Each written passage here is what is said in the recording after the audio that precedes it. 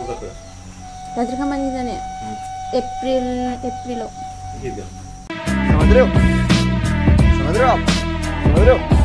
बिजुलि खालामाबा थांना थानो थालिया आरो सोरथो गोथार निस्थारै हाबा जाबावफालाय गासिबो हाबा जानायनि सिगां साखिलायखायो मालाय साखि नायनायावनो दामाका बाम्पार अपार 9 मासनि रिसार्चआनो हाबनानै थाबाय 5 मास जाबाय 4 मास बानो ओंखारसिगोन तो खुलुमबाय तो गिबियाव नोंथांमोननो गोजोन फुंबिलिनि गाहाम हामलायनायखौ जासिहरनाय थाबाय आरो लोगोसेनो दिनैनि बे गोदान भिडिअ नोंथांमोनखौ बरायनानै आंनि गोसो गोरबोनिफ्राय खुलुमनाय सिबिनायखौ बयनिसिमबो जासिहरनाय थाबाय तो नोंथांमोना ससे भिडिअ टाइटेल थाम्बनेल नायनानै मिथिखाबायानो जानो हागौ जों दिनै मानि सायाव बाथ्रा सावरायनो नागिरदों औ नोंथांमोना थाम्बनेल टाइटेलखौ क्लिक बेटनि थाखाय सानदों नाथाय बे थारैनो हाबानि सिगां गथ' तो जिखियानो जाया मानो तो नोंथांमोना बे भिडिअखौ नायोब्ला खोमायाव हेडफन नायखौ सोनानै लाग्रोखा नङाब्ला गुबुनजों जाजायोब्ला दे आंनि नङा दे रायजोफोर फार्स्ट फाइनावनो बियो होनदों आरो आं नोंसानि फिसाजोखौ लांगोन कैसे लोग रहते हैं यार यहाँ पर तो गोबाङानो बुंगोन आरो आंखौ दायो ना मालाया उन्दुलायदों मालाया गोसथोलायदों मालाया गथ' थादों हाबा जायैनि सिगां नाथाय नोंथाङा मा जादों होननानै गुड भेरि गुड तो मोनसे खोथा आरोना तो बेफोरबायदिखौ नुयोब्ला जोंबो निश्चय दुखु मोनो आरो लोगोसेयैनो जोंनि मेन थांखियानो जादों जाहाथे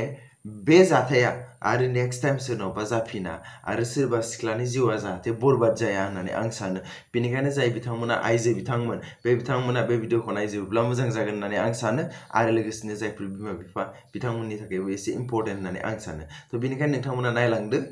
गिबियाव होमबा जोङो नैबे निउसनि पस्टखौनो नागिरनि लंपट रन्तेश्वर नार्जारिया सासे सिख्लाजों देहायारि सोमोन्दो खालामना खारखोमानानै दङ सिख्लासानि उदैयाव 5 दाननि गथ'बो दङ कैसे लोग रहते हैं यार यहाँ पर बाक्सा जिल्लानि गरेश्वर पुलिस स्टेशननि सिङाव थानाय बारगुरि गामिनि लंपट रन्तेश्वर नार्जारि बिफा मनिन्द्र नार्जारि बिफानि नामखौ बिराद मोजाङैनो लाखिदों ने दा बिमा बिफानि नामखौ बुहुत मोजाङै लाखिबाय दा ये बड़ी अच्छी बात कही थांनाय गोलाव सम आरो गामिनि सासे सिख्लाखौ मोजां मोनफ्लानानै गोबां खेब देहायारि सोमोन्दो खालामनानै खारो दुखुथिया सिख्लासाया फोरमायनाय बायदिब्ला जुलि लागोन होनना जर जुलुमै लंपट रन्तेश्वर नार्जारिया सिख्लाखौ गोबां खेब देहायारि सोमोन्दो खालामदोंमोन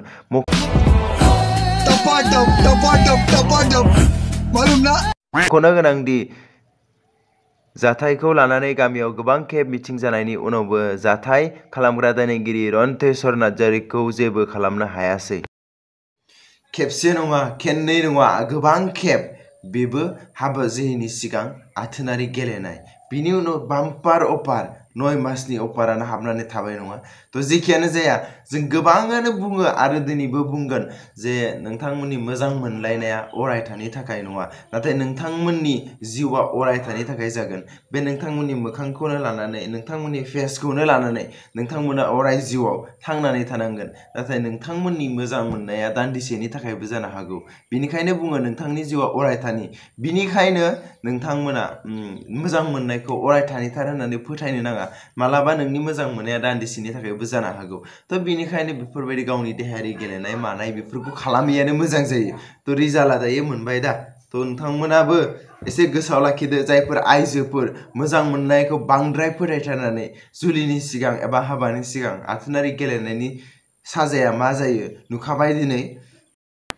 जोबथारनायाव पुलिस बिफाननि मदद लादोंमोनब्लाबो पुलिसनि हाबाफारियाव सन्देह जानानै दङ नखरनि सोद्रोमाफ्रा लंपट रन्तेश्वर नार्जारिखौ बहाबा नुयोब्ला थाबैनो गरेश्वर पुलिस स्टेशनसिम खौरां हरनो खावलायो मिथिनाय बायदिब्ला जाथाय खालामग्रा रन्तेश्वर नार्जारिया खारखोमाना थानाया गोबावसै तो बे समाव आंबो रायजो राजानिसिम खावलायदों जाय बिथांमोनाबो बिथांमोननि फट'खौ नुयो एबा बिथांखौ नुयो नोंथांमोनाबो जाहाथे एसे हेफाजाब होलायलायदो मानि थाखाय होननानै बुंब्ला बे जाथायजों लोगोसेयैनो बिथांमोननि नखरनि बिमा बिफानि गाबनाय मोदैयाबो जाहाथे एसे बोहैगायो आरो लोगोसे बे गोरबोआव थानाय गथ'आबो एसे सान्थियै थानो हायो आरो लोगोसेयैनो जाय सिख्लाया जाजादों बै सिख्लानि मोदैयाबो एसे बोहैगायो होननानै तो जों गोबां नुनो मोनो गोबांखौ नोंथांमोना गोबाङैनो शेयार खालामनानै होयो तो आंनि भिडिअखौ शेयार खालामनांगौ होननानै आं बुङाखै नोंथांमोना जेसेबां हायो SM निउसनि बे लिंकखौ आङो डिसक्रिपशनाव होनानै दोनगोन थ' नोंथांमोना जेसेबां हायो बेखौबो भाइरेल खालामनो नाजागोन बेखौ मिजिंथिनाय थाबाय सांग्रां रायजो राजाफोरनि खुगायाव मोनसेल' सोंलु बिब्दि बेसेबां सिख्लाफोरनिया सोरनिबा गाज्रि साननाय आरो खामानिनि बोलि जानांगोन थारैनो ससियेल मिडियायाव फैयाबो जानो हागौ गुबुन गुबुन बाथ्राफ्रा एबा गोबां सिख्लाफोराबो बेफोरबायदि खालामजादोंबो जानो हागौ नाथाय बेफोरो लाजिनाय आरो गाव गावनि फेमिलिजों सापर्ट मोनैनि थाखाय बिथांमोना ससियेल मिडियानि गेजेरजोंबो फैनो हायाखैबो जानो हागौ थ' आं बेयाव मोनसेल' बाथ्रा बुंनो लुबैदों थ' गिबियाव नोंथांमोना सिगां गाव गावनो साबधान जाग्रो गासै सिख्लाफोरा जाहाथे बेफोरबायदि नोंथांमोना जाथाय जानो मोना एबा नोंथांमोनखौ बेफोरबायदि खालामनो मोना जाहाथे नोंथांमोना मोनसेल' मोजां मोननायखौ जाहाथे गोथौयै फोथायालासिनो थ' नोंथांमोना जुदि फोथायो मोजां मोननायाव नोंथांमोननि मोजां मोननाय सेंग्रा सिख्लाफोरजों फोथायलायनायाथ' नांगौ नाथाय जाहाथे नोंथांमोननि बे फोथायलायनाया आथोनारि गेलेनायसिमहालागै थाङा बेखौ नोंथांमोना बयहाबो साबधान लाखि नङाब्ला नोंथांमोनाबो जानो हागौ हाबानि सिगां गथ' ओंखारनाय आरो लोगोसेयैनो जानो हागौ नोंथांमोननि हाबाफोरखौबो गथ'या मोनजानाय आरो लोगोसेयैनो जानो हागौ जाय बिमा बिफा बिथांमोनाबो मा जागोन हाबा जायैनि सिगां बिबै बिबौबो जानो हागौ थ' बेखायनो नोंथांमोना बयबो बे बाथ्राखौ साबधान लाखिगोन होननानै मिजिंथिनाय थाबाय अब्ला जोङो मोननैसो बिथांमोननि भिडिअ क्लिपआव नायनि मा होनदों जि खामानि मावनानै सोरबा सेंग्राया माने खारलांदों होननानै बिथांनि मुङा मामोन रत्नेश्वर नार्जारि मा गामिनि आं सानो नैबे बारलांनाय क्लिप फिसाखौ जेसेबां हायो एसेबां शेयार खालामनाया साबसिन जागोन होननानै आं सानो मानि थाखाय होननानै बुङोब्ला बेयाव फट'गा गासिबो दंजोबो थ' नोंथांमोना नुसनबायोब्ला खबर होबानो जाबाय नावखौ मा खोथा होनायमोन लांगोन हाबा खालामगोन होननानै बेयाव बुंदों लांगोन आरो हाबा खालामगोन होननानैसो बुंदों जाथाया जायाखैमोन थ'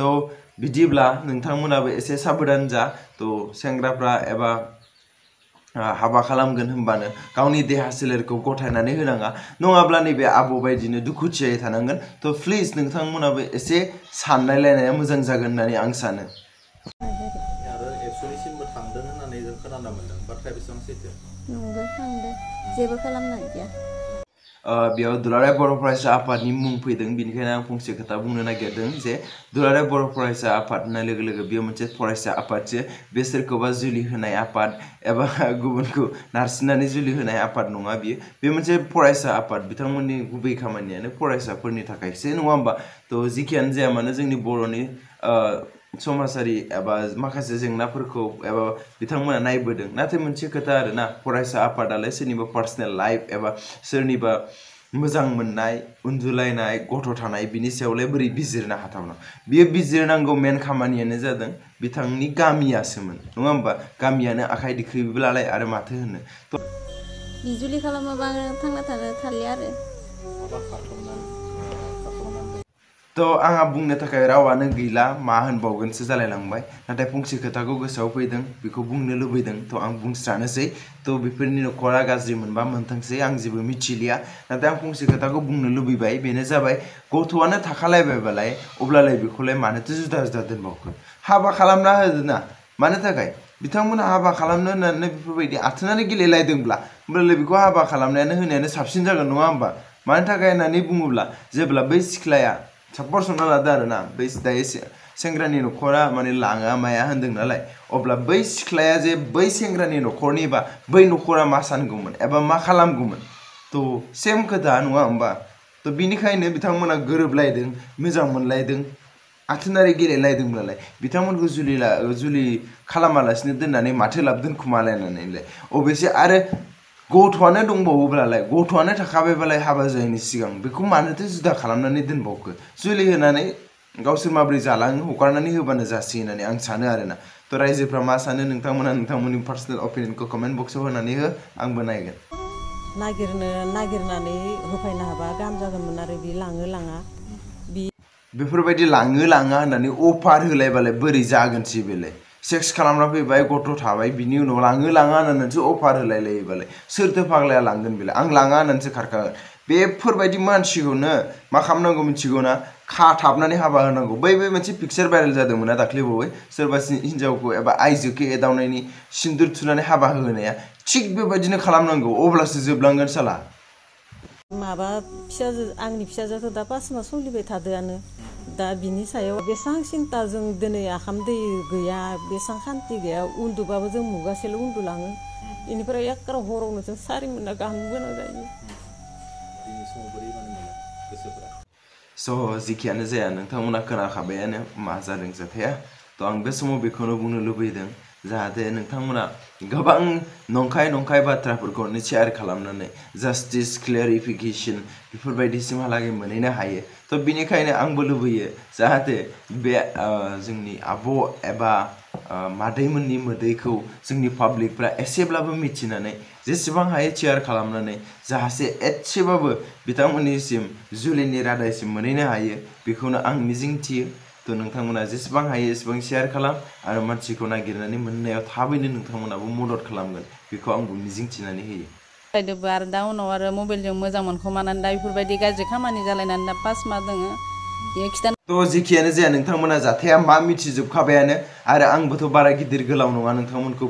बुजायबाय थानो थ' आरो आंबो बेयाव बारा आखाइ होनो गोसो गैयामोन नाथाय माखासे मादै आदै बिदा फंबाय बिनानावफोरा गोबाङैनो आंनिसिम हरदों थ' बेनिखायनो आं बेखौ होनाय जाबाय थ' नोंथांमोना एसेबाबो बुजिबाय जाहाथे नोंथांमोनाबो मोजां मोननायाव बांद्राय फोथायनानै बेफोरबायदि जुलिनि सिगां आथोन गेलेनाय बेफोरबायदि जाया नङाब्ला मिथिखाबाय दा 9 मासनि बाम्पार अफार माबाया रिचार्जआ हाबनानै थायोब्ला मा जागोन थ' जिखियानो जाया आं बे भिडिअखौ एसेखिनियावनो फोजोबबाय आरो लोगोसेयैनो आं फंसे बाथ्रा बुंबावनो लुबैदों थ' जोंनि बिमा बिफाया अरायबो सानो जे आंनि गथ'आ फरायै लिरै सानसेबाबो माबा मोनसे मावगोन जोंनि नामखौ लाखिगोन नाथाय बेफोरबायदि खालामोब्ला सोर बिमा बिफाया दुखु जाया जानो आरोना थ' जिखियानो जाया नोंथांमोनाबो एसे न'खरनि खोथा सानदो आरो लोगोसेनो बिमा बिफायाबो जाहाथे बेफोरबायदि आं हाबा खालामगोन आं जुलि खालामगोन होननानै बुंब्लानो फोथायनानै जाहाथे गावनि फिसाजोखौ बेफोरबायदि गथायनानै एबा बेफोरबायदि आथोनारि गोरोबलायनायनि बारा चान्स होनाङा नङाब्ला मिथिखायो दा हाबा जानायनि सिगां मा जायो होनोमोनलाय बिबै बिबौ आरो लोगोसेनो हाबा जायैनि सिगां बिमा बिफा आरो लोगोसेनो गथ' गथायानो सावथालनि बायदि हाबा मोनजागोन थ' बास दिनैनि भिडिअखौ एसेयावनो फोजोबबाय थ' नोंथांमोना मा खालामनांगौ खालामदो आं बेखौ साबस्क्राइबबो बुङा लाइकबो बुङा नोंथांमोना जा गोसो खालाम थ' बाय फैगौ भिडिअ थाबैनो लोगो मोनगोन